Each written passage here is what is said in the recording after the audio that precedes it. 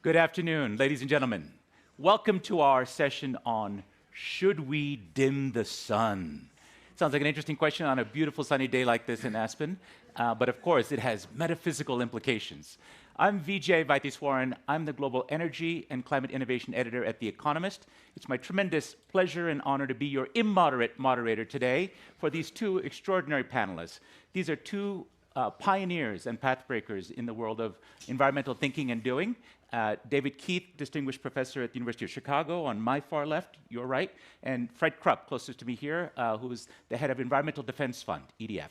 So give them a round of applause to get them going, because we have very high expectations from our gurus, because again, this is a topic that is both complicated but also controversial. As the planet warms, blocking some sun could be something like an emergency escape hatch. But equally, people worry, could it be a Pandora's box? Now we're going to delve into this topic, reflecting sunlight to cool the planet, in some detail in our session. But before we do, just a little bit of context as to why this has gained urgency. We'll know that the policies now being undertaken in Washington are actually leading towards a U-turn in America's policies at the federal level on climate. We're likely to see a slowing pace of decarbonization of the US economy. So that adds urgency to this question. It is all the more important to decide what is the right way forward, as well as does it make sense to have a plan B, powerful and controversial though it may be. And that's what we are here to investigate. Before we start in digging into this, I want to cast our gaze back to the past. More than 5 decades ago, Stuart Brand, an environmental visionary, creator of the Whole Earth catalog, which might be known to a number of you in the audience, he posited in his first edition that we are as gods, so we might as well get good at it. Importantly, in that first edition, he published a view of Earth, the first color photo of the entire Earth seen from space, in the hopes that it would encourage us to think again about humanity's relationship with the Earth. So in that spirit, I want us to come to the future of thinking about our relationship with the Earth in a holistic and maybe more provocative way. I thought I'd start with a quick audience poll, just to see where we stand on the topic. And this is entirely unscientific, obviously, but it is a forced poll, so you have to vote yes or no on the couple of questions I'm going to ask you. Are you with me on this? All right, so let's start. How many of you say you understand what geoengineering is? You have a pretty good idea, pretty solid idea. Hands up. Okay, now put your hands down. How many of you say, honestly, you don't, and you're here to learn? And it's a pretty evenly split room, I'd say, maybe even 45, 55 wanting to learn. So we appreciate you coming. And secondly, regardless of your basis of knowledge, what's your instinct? Do you support doing research on geoengineering and managing solar radiation management? Hands up or not? For yes, and how many of you think, no, we should not be doing this? This is dangerous, provocative. Okay, so we have a room that's generally in favor of researching this topic. That's very interesting. We'll talk about that too, and what public attitudes are, and maybe some of the experience of this set of technologies out in the real world.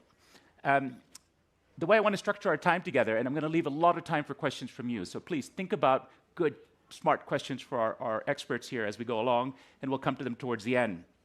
I want to dig deeper into what geoengineering really is. Beyond the superficial explanation I've given you, we'll hear from perhaps the world's leading expert on this, why it matters, what the challenges really are, and which is the way forward. So we'll get to this in with cooperation from my speakers who've promised no long-winded speeches, no pontification, so we'll get to the point and get to the interesting stuff. I'm going to start with David Keith.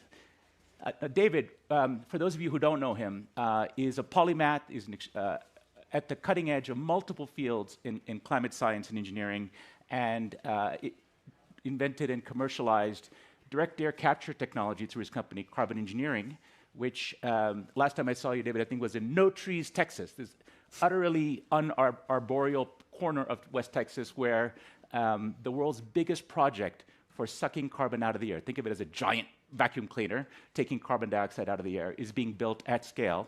And it was launched, that was his company, that was ultimately sold and that's being commercialized, but is also a pioneer in a different area of solar radiation management. So just to give you a sense of his bona fides. So David, give us a sense of where you see blotting out the sun, as it were, solar radiation management, more properly put. Give us a sense of what is geoengineering about, and help us understand the different flavors, and why is this the most promising approach from your point of view? So sunlight reflection is more or less what it says on the tin. It's the idea that humans could deliberately make the Earth just a little bit more reflective, and an Earth that was a little bit more reflective will absorb a little bit less heat from the sun, and therefore there will be less warming for a given amount of CO2 in the air and less climate change. That's the kind of core idea, and the only way I think we kind of know how to do it with existing technology would be to put sulfuric acid droplets in the stratosphere. And we have actually really high confidence we understand something about that, because nature does that. The little bacteria in the Earth's surface, in the oceans, release a sulfur gas that goes up the stratosphere and cools the planet today. So the idea is that we would replicate or accelerate that process. That's kind of the core of the idea of what this is. And I think, to say a couple more words, you could say Please, that yeah. I think of this, it's best understood maybe as one of the 4 fundamental categories of things humans can do to manage climate risk. The first, and the one that we should put by far the most effort into, is decarbonizing the economy, to break the link between economic activity and emissions. That's decarbonization. And a lot of that has to do with how we use fossil fuels. Exactly, with getting out of fossil fuels. That's the number one thing we should put almost all of our effort into. But maybe the single most important fact about climate change is if we eliminate emissions today, we don't in any way solve the climate problem, we just stop it getting incrementally worse. The climate problem is in some sense caused by the amount of CO2 that is accumulated in the air. And the only way we could in the long run reduce the amount of warming would be to take that CO2 out of the air. That might sound like self-promotion at my company. I'm not involved in it anymore. And to be clear, I actually don't think that should be done in the near term. We should put our effort into decarbonization. But in the long run, if you want to reduce the climate risk, reduce the risk of the environment, humans would need to take the CO2 out of the air. That could break the link between the accumulation of CO2 through historical emissions and climate change. Sunlight reflection doesn't break, but weakens the link between the amount of CO2 in the air and the amount of climate change. And adaptation, which is the 4th of these legs of the stool of things we could do about climate change, adaptation also weakens the link between the actual climate change that happens and the harm to humans and ecosystems. So to me, those are the 4 top-level categories of things we should do. You can argue about whether we should do them all, free argument, but those I think are the menu of choices that we have, and that's how I think about sunlight reflection. And we have had, you talked about some of the evidence that this will work.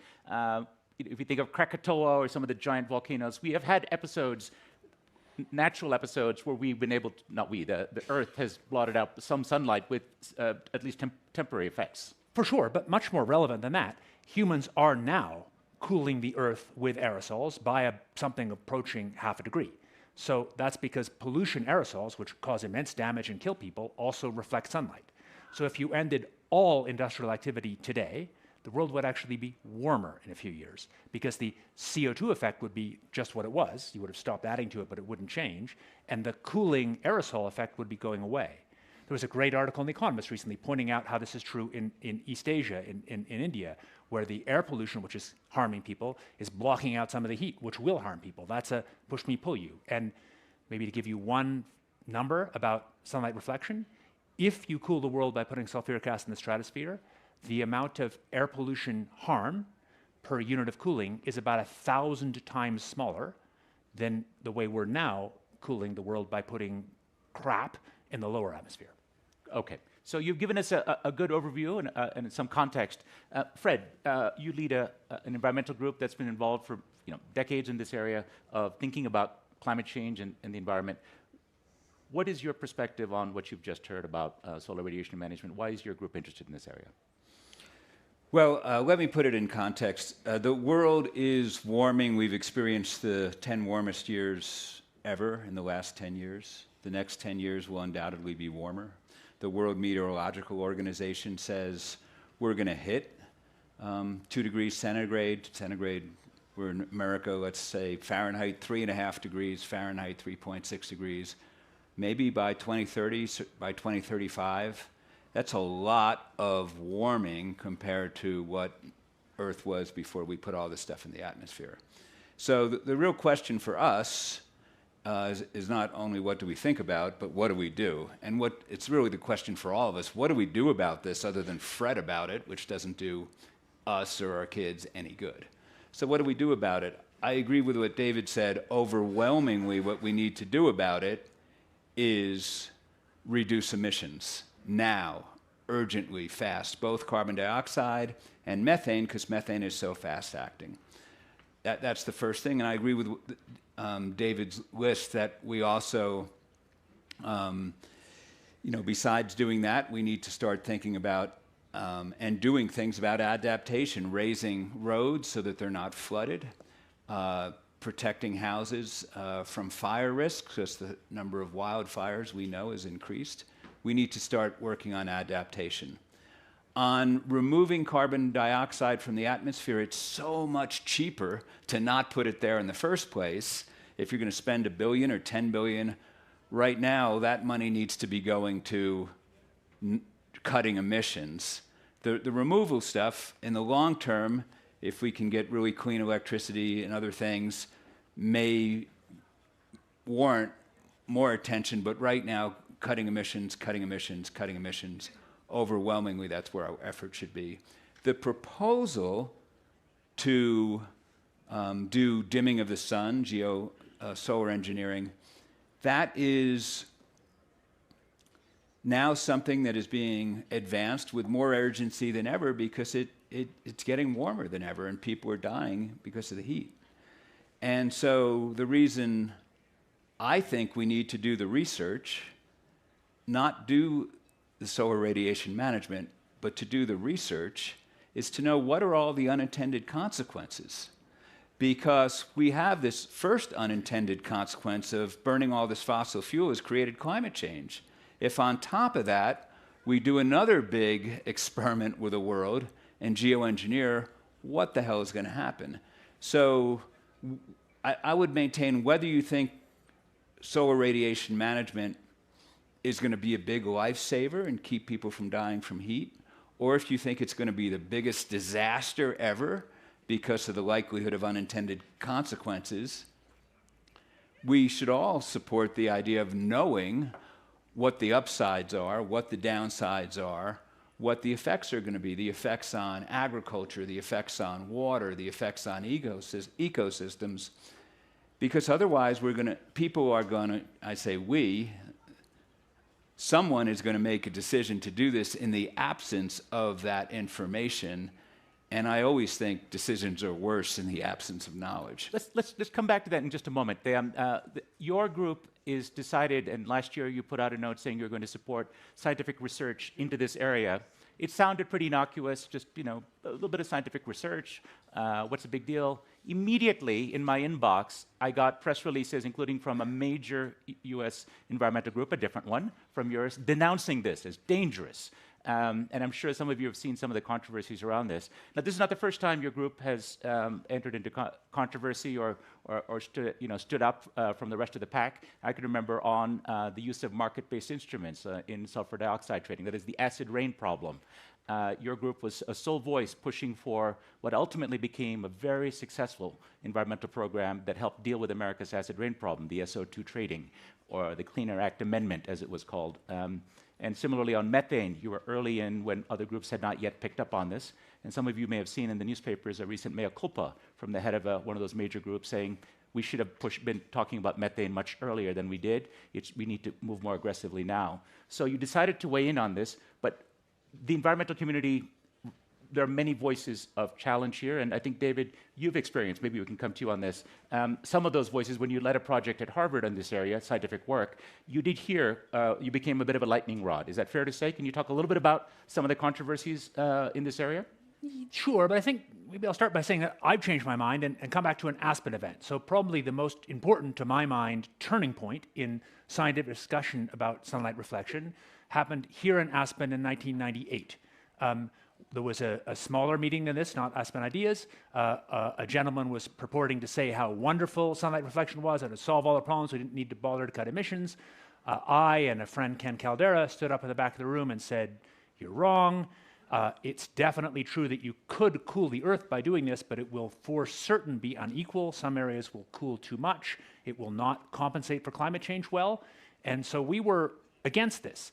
And to Ken's great credit, he went home to his lab to run a climate model to try and prove that sunlight reflection wouldn't work very well. And instead, he proved that it would work pretty well. And we've now had 27 years since then with essentially every single major climate model run looking with these technologies. And what we find, despite all the talk about risk, there's lots of talk about risk, but not much science. When you look at what the actual scientific results say about moderate, that means not very much, say half a degree cooling, hemispherically balanced sunlight reflection, there's actually great uniformity. The models say it would reduce temperatures essentially everywhere, reduce extreme temperatures, reduce the changes in extreme precipitation. And there's really evidence now that it would even reduce global income inequality, because a lot of the biggest harms from climate change are heat, which kills people and reduces productivity in the poor and hot parts of the world. So I think a big part of, to me, what's happened in the last quarter century is more research. So I don't see this so much as driven by whatever the awfulness of the current US administration or little changes in emissions. I see a gradual understanding that, as much as it's old-fashioned to say it, understanding matters. These are not new topics. This topic of sunlight reflection is, in fact, about as old as knowledge of climate change. It first originated in reports in the 1960s.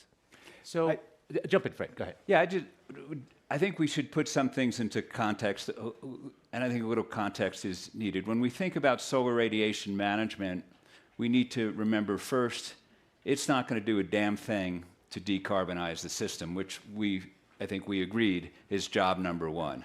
So that's where the emphasis should be.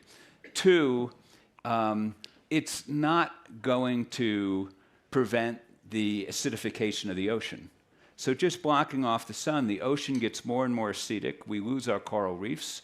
We lose our shellfish. We lose marine life. So SRM is not a solution to climate change.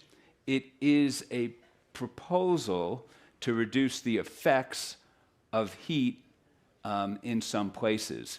To buy some time, is that fair to say, for a deeper action? Those who are promoting it would contend that, but and it's not going to remove carbon from the atmosphere either. So, I guess I would disagree with David respectfully that I think we need a lot more research, because I don't think we know yet, depending on where we put these particles in the air, what the distribution effects will be, how rainfall will change. Some places could be cooler, but there will be other downstream effects. Until we understand that, how can we make decisions, and who should be included in the decision making? Anyone that is going to be affected should be included. And although there's been 20 years of discussion about this in a very small section of academia, I think it's fair to say there hasn't been any public discussion or understanding of what it is. I want to get to that in when we talk about sort of the steps forward on governance and so on. But David, you wanted to come in on this, and I'm going to ask you a favor here. Could you, for those of us in the audience that don't know where and how this would actually happen, can you tell us?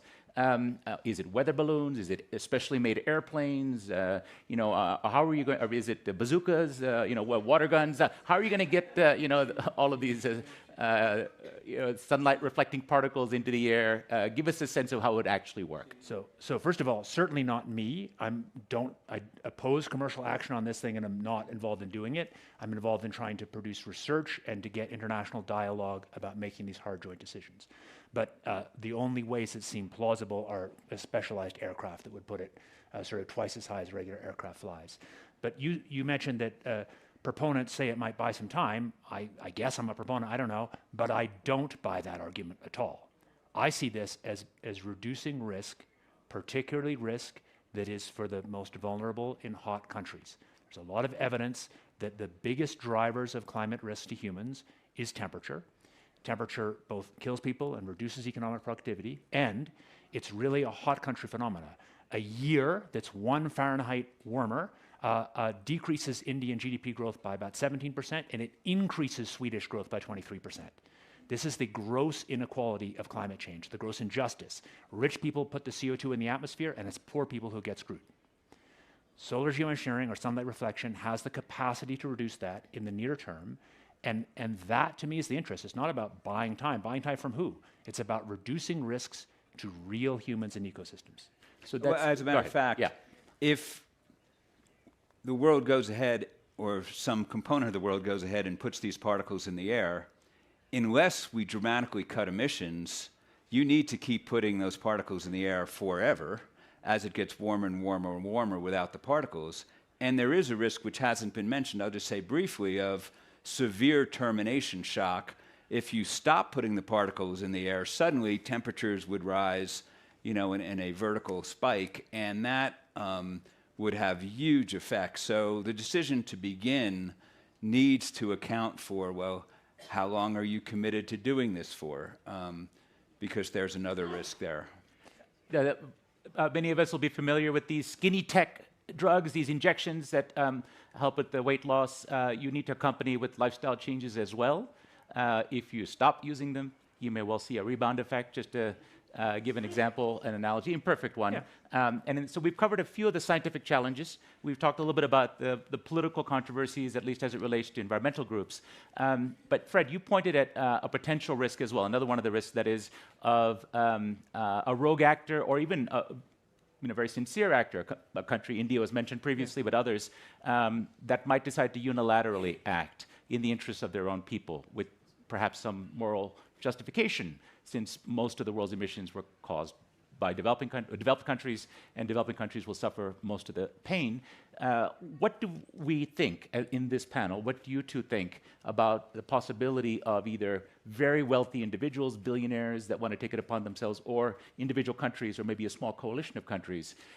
Could they even do it? Is it so expensive that they couldn't? Is it too technologically complicated? Again, we come to you to give us some knowledge here, or can it actually be done in pretty quick order? And this is a genuine concern to think about. So one technical fact is, at least if you're talking about this slow ramp of putting sulfur in the stratosphere, that is technically very cheap with kind of existing technology. So by cheap, I mean billions of dollars a year total. And for context, we're now spending about $2 trillion a year of decarbonization, which I think is great. I'd like to see it higher.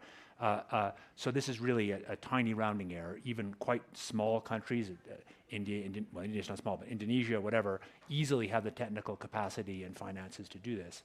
So I think that means that's a fact, and that has a political consequence that, yes, it is possible that relatively small countries could suddenly do it.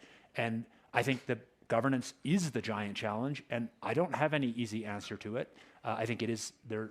You can think of scenarios for where these technologies would be very harmful. To be clear, I absolutely agree with Fred that if this technology is used as a kind of mask where people keep the fossil fuel party going and we just keep emitting CO2, we dig ourselves a deeper and deeper hole.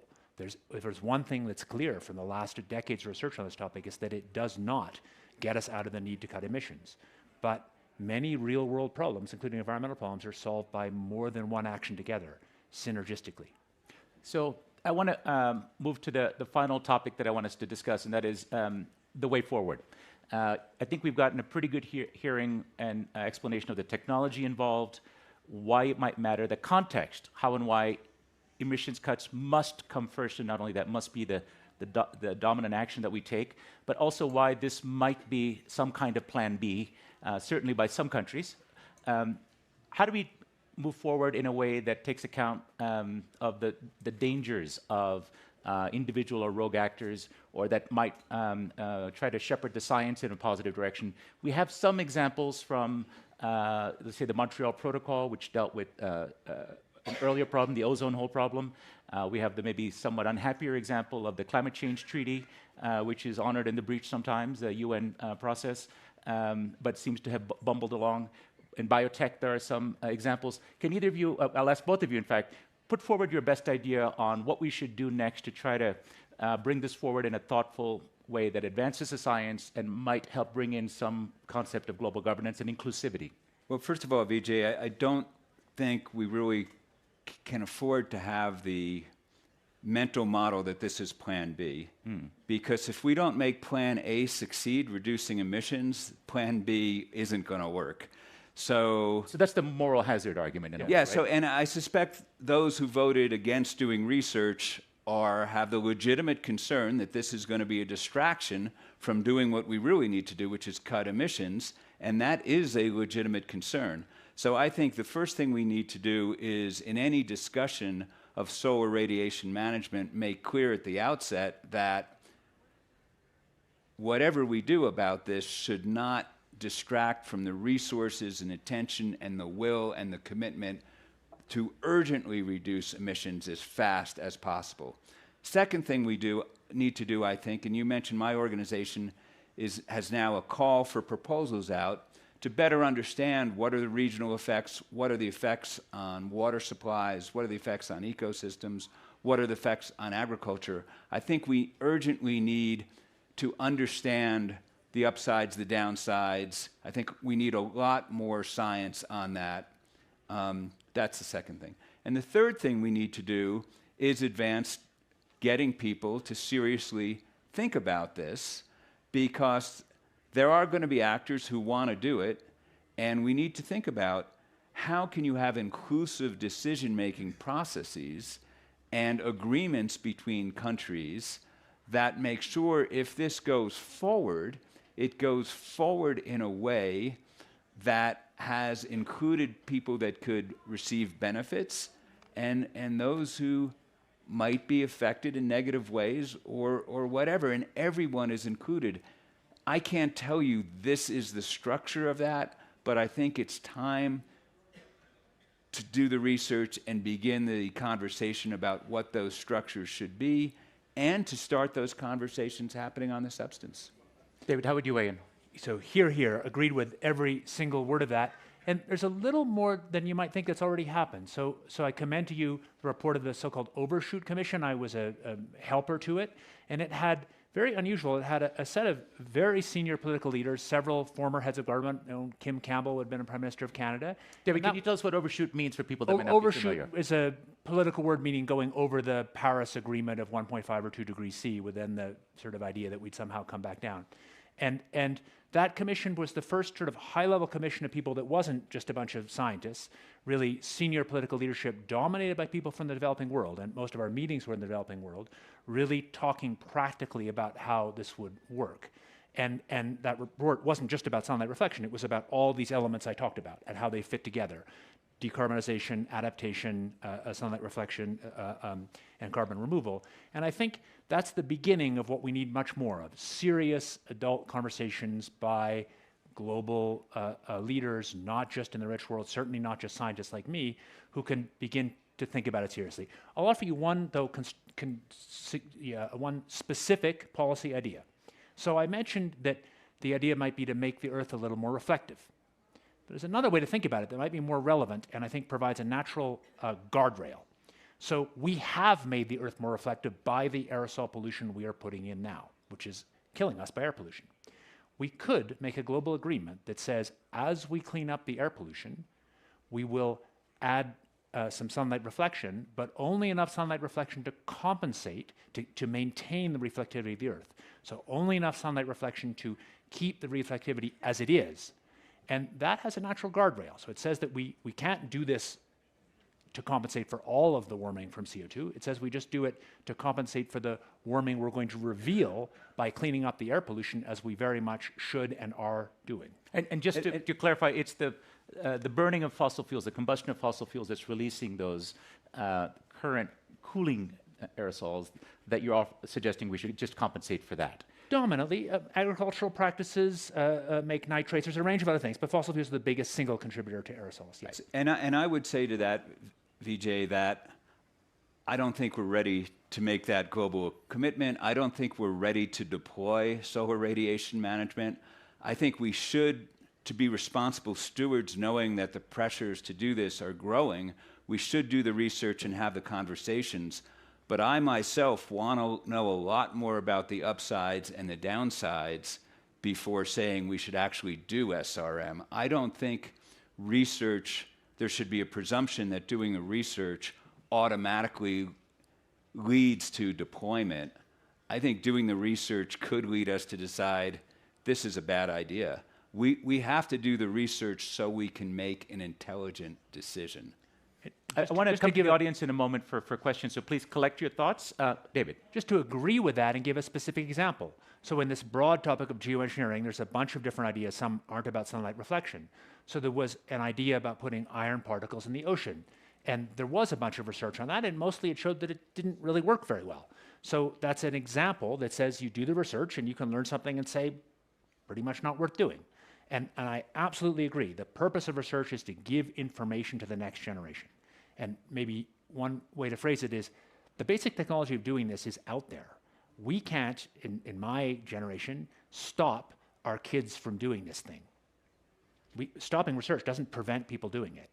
But what stopping research does is it means we give them ignorance. It means that they'll be making a decision without information. And to me, the biggest thing we can do, and I'm completely in accord with Fred, is just do the research and do it in a non-commercial, open, internationalized way with good assessment to give information so people can make their own decisions about what should happen. David, you alluded to something about people being able to do it even in the absence of science or in ignorance.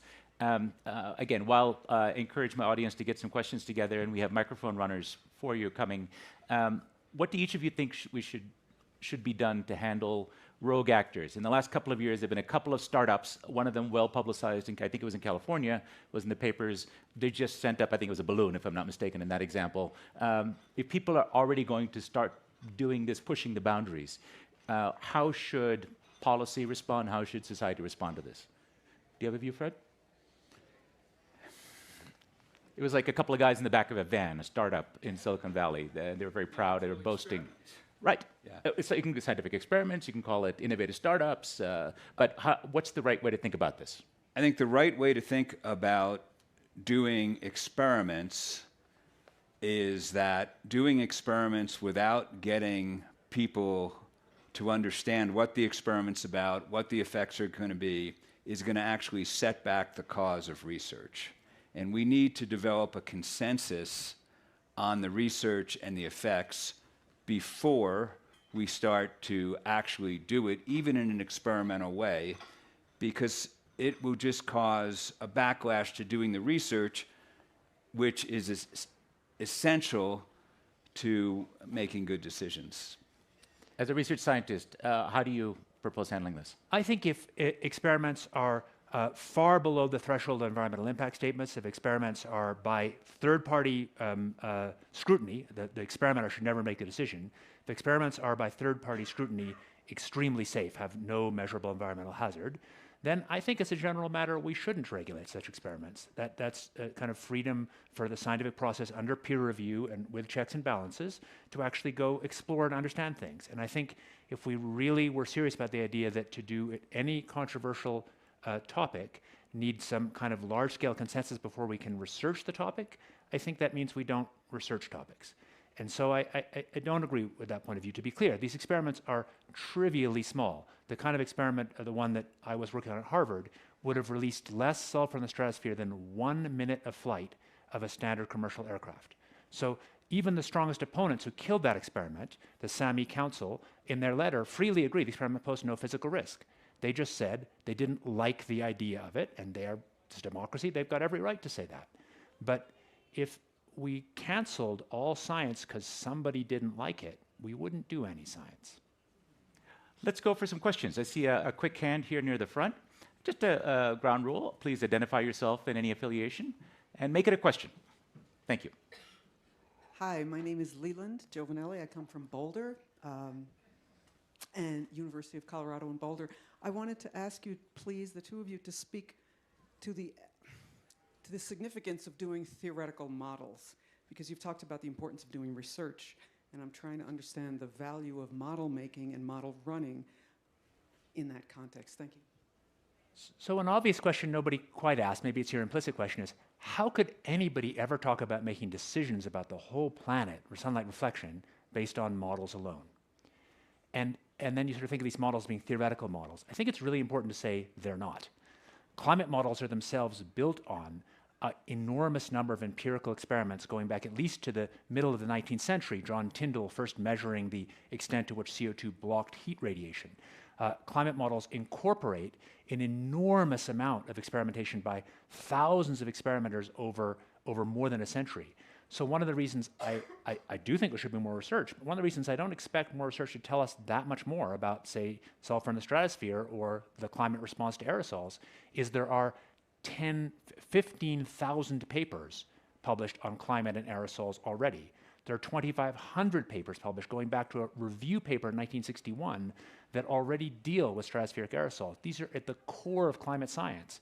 So that's not to say that we know it all, but this is an area of deep knowledge. A question on this side. Did I see a hand there? I see the gentleman, and we'll cross over to this side next in the front. My name is Sloan Shoemaker. I live in Carbondale, right down the valley. Ironically, founded on mining coal, and now it's a center of innovation and solar energy. But my question is, would changing Earth's albedo have a measurable effect on the solar radiation absorption and deflect the curve? Deflect the Earth's orbit? No, deflect the curve of heating. Oh, yes. So to give you a specific scenario, if the world was going to... Can you define albedo for the audience? Yeah, albedo is just a fancy $10 word for how reflective something is.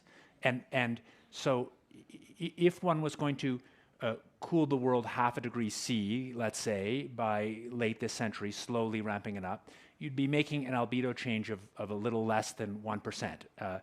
And that's small compared to recent changes from aerosol pollution in local areas. And an obvious question is, would sort of blocking out the sun prevent plants from growing? But again, you're talking about something like 1%. And plants are also harmed by heat. So most models of the response of agriculture to sunlight reflection suggest that agricultural productivity would go up for most crops in most places, actually especially some of the crops that the most vulnerable eat. May I clarify my question? Sorry. Sure, just very briefly, and then we'll move on. Yeah. White surfaces Microphone, please. more than black surfaces do. White surfaces deflect more than black surfaces. If there are more white surfaces on the surface of the Earth, not in the atmosphere, would we reduce the amount of solar heat absorption? I see. Just paint all the roofs white, David. Doesn't that cover everything? So I think painting roofs white is a very important thing for reducing urban heat islands, which again, actually, especially often end up worst in the places where poor people live in cities. That's super useful there, but it doesn't. There aren't enough roofs to meaningfully make the planet more reflective. Okay. Let's come on this side as I promised. Why don't we come to the front row? I see the gentleman very enthusiastic. Maybe I'm in trouble now. The gentleman in the vest. Yeah. Please identify yourself and make it a good question. Alan Ben from Albuquerque. And I'm actually concerned about the timing for this. And we all know global warming is increasing, but I'm also sensing that tipping points are starting to be challenged. What happens if we get a tipping cascade? How fast would that really change things? Great. Great question. Tipping points and the connection with our conversation today. Well, the most important thing we could do to avoid tipping points, which could be basically positive feedback loops where there's nothing positive about them, is decrease the amount of methane we put in the atmosphere. So methane is about a third of the global warming, 30% of the global warming we're now experiencing. And while methane only lasts for 10 or 20 years, relatively short half-life, in those first 20 years after it's emitted, it's about 80 times more powerful than CO2, pound for pound. We have very good ways to reduce methane from the oil and gas industry, first and foremost. In fact, half the world's companies representing about half the world's oil and gas sales have pledged a 90% reduction in the next 5 years. That would actually chop a fraction of a degree off the temperatures that we would otherwise see, not from today's levels, but from the expected rise. So if you're concerned about tipping points, the best thing to focus on is methane because it will give us immediate reductions in the trajectory. Quick thought on methane from you, David? I think, or maybe back to this bigger issue of should we focus on emissions. So I think the buzzword for me is supplement, not substitute. So if we do sunlight reflection, it should be a supplement, not a substitute for emissions cuts. But I think it's worth thinking back, because we haven't talked much about adaptation. So kind of more like 20 years ago, Al Gore was prominently saying that it was really unethical to talk about adaptation because it would distract from emissions cuts. We had the same concerns that we now hear about sunlight reflection, saying we shouldn't talk about it, saying we shouldn't talk about adaptation. And in hindsight, I think that was ethically wrong and factually wrong. It was ethically wrong in that saying you shouldn't talk about adaptation is basically saying that poor people in distressed areas shouldn't be allowed to protect themselves. And it was factually wrong in the sense that since that time, and Al Gore's changed his mind, since that time, we've seen much more work on adaptation and much more work on cutting emissions, which are now set to peak in the next few years. So I think So it's we not a really can zero-sum do game. things. Both can Yeah, increase. can do both things. And on this argument, just to sort of Yeah. push this forward, we, in addition to doing both of those things with enthusiasm, one can also research the possibility of solar radiation management is the argument I'm hearing. Whether we should do it or not, to your point, Fred, should depend on the science rather than a priori judgment of moral hazard or that we mustn't even look into this. Is again what I'm summarizing a bit, but that's what I hear. A question from the floor. Let me go in here near the edge. The gentleman, yes, you, sir. Let's get a microphone to you, and then I'll come back to another part of the room. I'm Landon Hartstein and Aspen local here. Two-part question. The first is, what can an individual do to reduce their carbon emissions at any kind of scale to make an impact?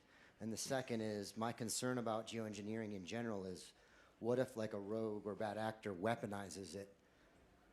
How do you address that as far as continuing to do the research, or if that nation isn't a threat to national security if North Korea decides to dim our sun?